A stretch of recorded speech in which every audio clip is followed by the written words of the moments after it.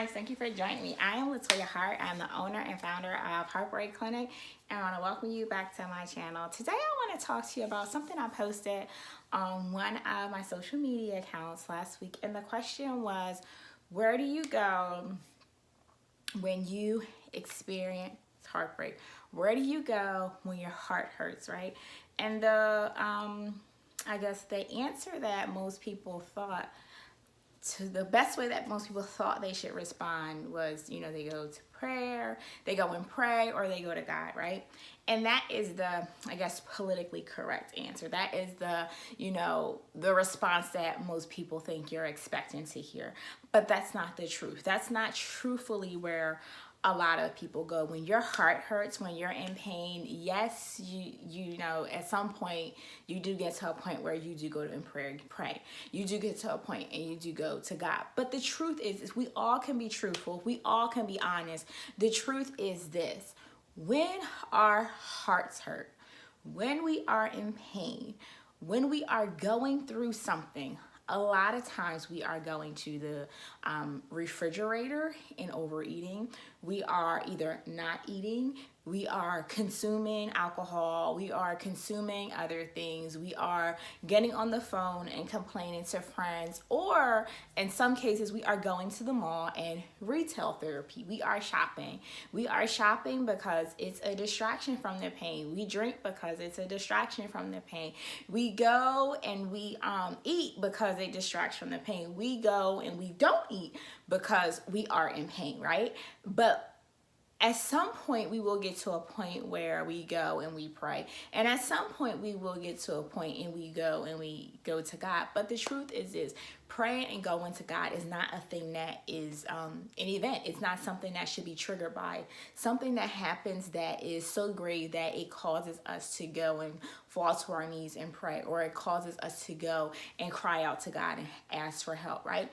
This is something that we should have as a part of our everyday life, right? We should be doing this every day. The other part is, once you go to God and you ask for help, and once you go and pray, right? What do you do next, right? What do you do next? When you go to God in prayer and when you ask him for help with whatever it is you're going through, the answer is not going to appear instantaneously. So although that is a great answer, that you go and you pray and you go to God, right?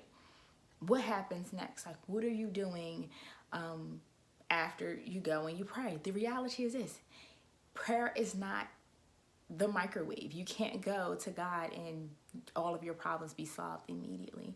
You have to figure out what happens next during the wait. What happens from the time that you're experiencing that pain, experiencing that trauma? How are you going to make it through the next 30 days, the next week, the next hour, the next minute, the next moment, right? How are you going to continue to make it through? You need a plan. And what you need to do is some of the things that you can do while you start figuring out how to heal your heart, right? How to fix your heart, how to move forward is you can exercise. Exercising, one of the best parts about exercising is it stimulates areas of the mind that cause you to feel good. The other part is you can journal. Journaling allows you to release all the things that you have pinned up inside of you and get them out. So that's a way of releasing all the things that are bothering you, all the things that are troubling you, right? The other thing is make sure that you're monitoring your eating foods that allow you to feel good about yourself, both on the inside and the outside. The next thing is yes, you must continue to pray every day. You must continue to pray. And then you need support, friends and family members that have unbiased opinions, and they will be able to there to support and encourage you along the road, right? Sometimes we try to go out on our own and all alone and do it on our own, but we really need to be surrounded by a group of people that when we're broken and when we're falling, they're going to grab our arm and lift us up out of that deep, dark, and lonely place. So all of these things are things that you can do when your heart hurts, because prayer is great. It is great, but let's be real, guys.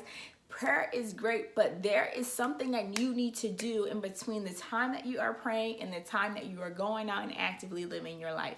And those are making sure you're exercising, eating healthy, journaling, getting all the negative toxic things out, and making sure you are surrounded by people that love and support and will encourage you.